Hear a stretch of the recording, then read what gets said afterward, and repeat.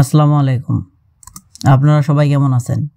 আজকে যে বিষয়টি নিয়ে কথা বলবো সেটি হলো freelancer.com-এ কিভাবে কন্টেস্ট করা যায়। তো চলুন শুরু করা যাক। প্রথমে freelancer.com-টি ওপেন করে নিব, তারপরে ব্রাউজ এখানে ক্লিক করব। ক্লিক করার পরে কন্টেস্টে ক্লিক করলে আমাদের সামনে কন্টেস্টগুলো ওপেন হবে। তারপরে এখান থেকে আমরা দেখব আমরা কোন কন্টেস্টটি করতে পারবো, সেই রকম একটা কন্টেস্ট বেছে নেব। আমি একটি কন্টেস্ট বেছে রেখেছি, সেটি এখন ওপেন করছি।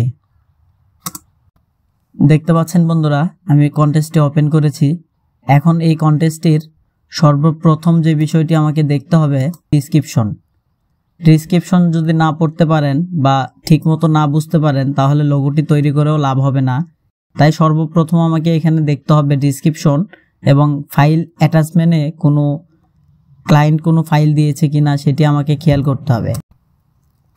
আমি এখান থেকে পুরোটা ডিসক্রিপশন কপি করে নিলাম এবং গুগল ট্রান্সলেটের মাধ্যমে আমি ইংলিশ থেকে বাংলায় কনভার্ট করে নেব, তাহলে আমার জন্য বুঝতে সুবিধা হবে।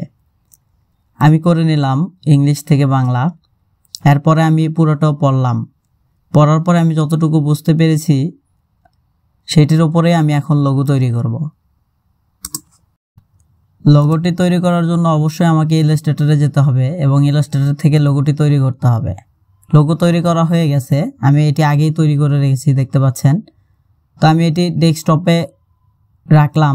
এখান থেকে আমি লোগোটি আপনাদেরকে সাবমিট করা দেখাবো।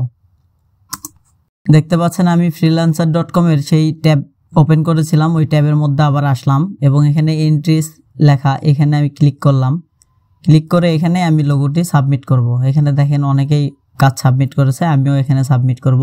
ডান দিকে সাবমিট মাই এন্ট্রি, এখানে গেলাম। তারপরে ব্রাউজ ফাইল থেকে আমি যে লোগোটি তৈরি করেছি সেইখান থেকে লোগোটিকে ডাবল ট্যাপ করে এখানে আপলোড করে দেব।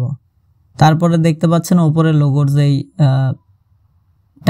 টাইটেলটি কপি করে আমি এন্ট্রি টাইটেলে দিব এবং আমার ক্লায়েন্টকে বোঝানোর স্বার্থে এখানে কিছু আমি লিখে দিব, এরকম কিছু লিখে দিব। আরও কিছু অ্যাট্রাকটিভ কথাবার্তা আপনারা লিখে দিবেন। আমি শর্টকাটে এটা বোঝানোর স্বার্থে এখানে দিয়ে দিলাম। তারপরে দেখব লোগোটি আপলোড হয়েছে কিনা। এরপরে সাবমিট এন্ট্রিতে ক্লিক করব। তারপর এখানে দেখব লেখা আসছে success, congratulation, you have submitted your entry for this contest.